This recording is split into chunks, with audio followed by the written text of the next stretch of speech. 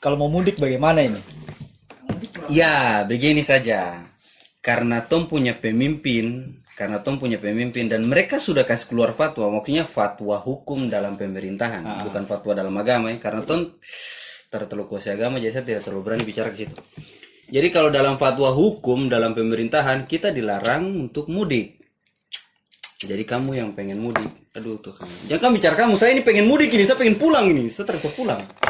Jadi tuh ikut aturan pemerintahnya, begitu. Jadi kalau mau dibilang mau kasih solusi bagaimana caranya, cara jalan satu-satunya cuma satu aja. Dia solusi itu aku berenang sampai kampung, itu aja. Bisa, solusinya itu solusinya Tidak ada solusi lagi.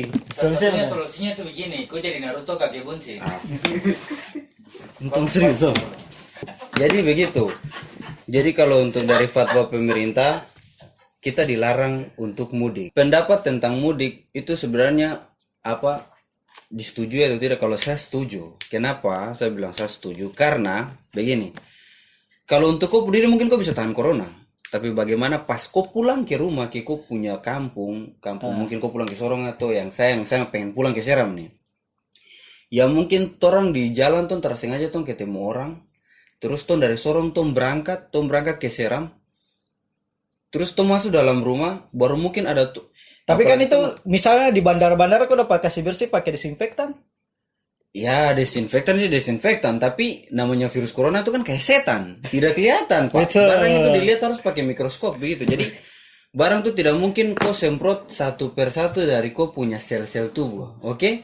Jadi barang itu walaupun kau kasih bersih dari kau ujung kepala sampai ujung kaki itu tidak menjamin kalau kau sudah bersih dari corona. Maksudnya gini, saya tidak takut-takuti kalian tentang corona. Ada yang dibilang corona tuh orang bisa tahan. Oke betul. Tapi bagaimana dengan kalian orang tua yang ya sudah tua, terus kalian pulang kena corona, terus lebih rentan dengan penyakit, kamu terasa endoran. Oh ya anak-anak, orang tua kalau bicara tuh kamu dengar sedikit. Baru kan biasa nih ada kegiatan ini Ro. Biasa kan awal-awal puasa nih kan ada namanya minggu subuh ini. Menurut lo gimana? Menurut kau bagaimana? Dengan tindakan pemerintah harusnya bagaimana nih? Misal pendapatmu saja toh. Kita kan bicara pendapat pribadi saja nih. Kita berpikir liar lah. Otak manusia kok. Siapa mau larang? Jadi begini. Kalau untuk yang seperti itu kebiasaan di Sorong ya. Namanya di Sorong kan ada apa? Puasa. Iya toh. Kepala puasa. Kepala puasa itu pasti minggu subuh. Ananas minggu subuh. Biasa di tembok. Pulang kecelakaan. Yang tadinya mau puasa terjadi puasa.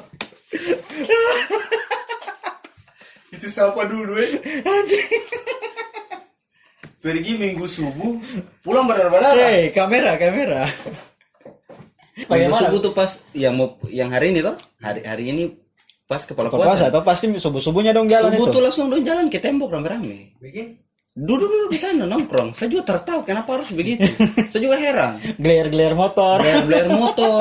Pas begini pulang kecelakaan. Alhamdulillah. Itu memang begitu anak di Sorong. Kau tak pernah lihat anak begitu kan? Kampungan lu.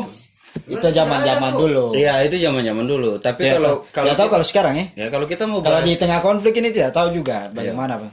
Intinya kalau kita mau bahas ke situ, barang itu kan sama dengan kategori kita di lockdown, tidak usah terlalu berkumpul. Jadi baru minggu subuh itu kan bukan hal yang kamu bikin kayak kalau kita mau bilang seperti ibadah, jadi seperti kewajiban lah. Ya, gitu. Bukan barang yang wajib atau suatu ibadah begitu. Jadi barang itu tuh apa? Kalau saya mau bilang lebih terus nanti polisi dia pukul. Polisi dia pukul nanti.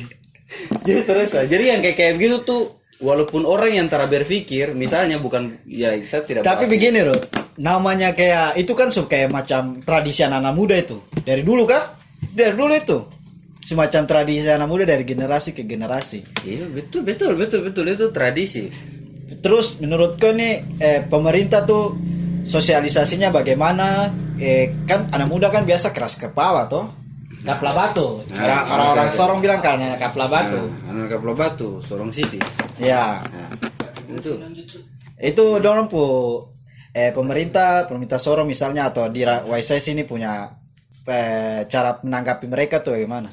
Kalau sabu pendapat. Iya, kita bicara kita punya pemikiran itu. Kalau dari sabu pemikiran tuh barang itu gampang. Kenapa saya bilang gampang? Sholat saja sudah dibatasi. masa barang yang tidak barang yang kalau sebenarnya itu tidak penting juga, malah bikin celaka saja. Jadi barang yang sutra penting gitu kenapa musuh susah diurus?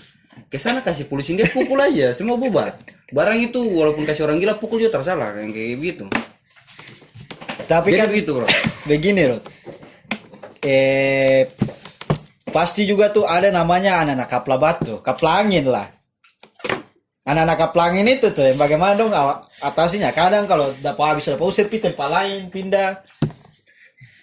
Tapi memang kalau untuk anak-anak kepala angin, saya sarankan tuh dari pokoknya dari yang namanya keamanan itu harus kasih yang kepala angin juga. Iya, karena kita mau bilang ya betul, karena ada memang abang-abang polisi itu memang ada yang lembut, yang kasih tahu pelan-pelan, tapi ada juga memang dengan yang mereka punya watak yang memang harus hadapi yang kepala batu. Jadi kalau orang mau bilang kasih abang-abang yang tidak terlalu tega untuk marahi anak-anak juga, kayaknya anak kepala batu itu don terakan mau dengar. Jadi kasih yang itu yang tadi saya bilang, tepatnya tuh polisi dia yang datang pukul, itu aja. Jadi solusinya harus orang yang karakternya juga. Iya, menurut saya. Ya, orang yang karakternya juga sama dengan watak anak muda yang. Iya, memang harus begitu. Karena tidak bisa halus-halus di sini. Karena mau dibilang sorong ini, aduh, karena tuh kan ampun, tuh nih tinggal ramah di Soron. Ramah. Ya, tuh setinggal ramah di Soron. Jadi kalau mau dibilang, ya memang jalannya seperti itu. Kita tidak bisa pungkiri. Kadang-kadang orang bilang, wih, barang itu kan bisa dikasih tahu pelan-pelan. Betul. Buat orang yang pelan-pelan aja. Tapi kalau orang yang tidak bisa pelan, aduh sama saja. Biar kamu kasih tahu di sini dong pindah tampalnya dong bikin lebih parah lagi. Ya gitu. Jadi kamu dengar Baran. Sebenarnya Baran itu tuh kalau untuk anak muda kayak Toran ini, kalau fisik bagus, itu tuh Baran tidak terlalu bahaya. Cuma kasihan buat kalian, untuk kalian punya keluarga di rumah. Jadi kalau untuk himbauan dari saya itu, lebih baik tenang. Maksudnya ikut peraturan yang ada saja. Tidak usah terlalu kepala batu. Karena Om Deddy Corbuzier, kamu tahu tuh Om Deddy Corbuzier, kamu biasa nonton YouTube. Om Deddy Corbuzier bilang, tidak selamanya bilang yang kena corona dan bisa masuk rumah sakit dan bisa sakit sampai parah itu tidak selamanya orang tua. Bahkan ada ini orang bilang apa tuh? Biasa apa? Fitness.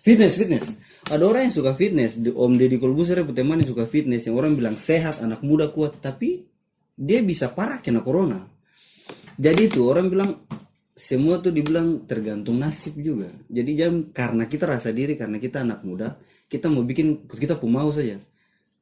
Habis itu kita bikin ikut kita punya mau, kita punya orang tua di rumah, kita punya keluarga yang kena di rumah. Jadi itu saja. Oke. Mungkin kali ini segitu saja pembahasannya. Mungkin besok lagi kita bikin next time lagi. Kita akan ngobrol yang hal lain lagi selanjutnya. Oke, kita lanjut next time. Bye.